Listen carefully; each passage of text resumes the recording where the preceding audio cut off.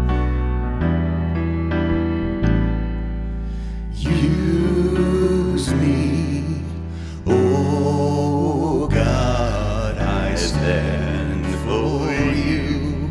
And here I'll abide as you show me all that I must do.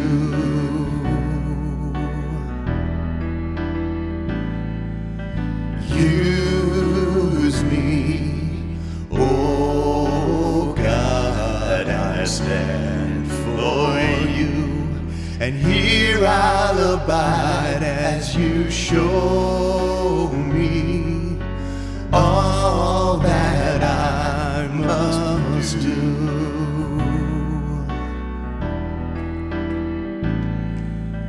Use me, oh God, I stand for you.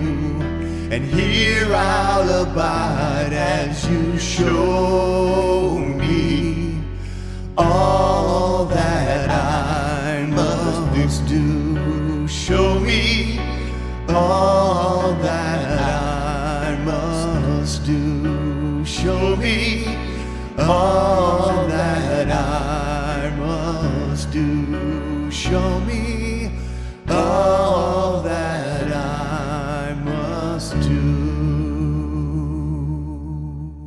Thank you. Beautiful and blessed week, everyone. See you next week. Bye-bye, everybody online.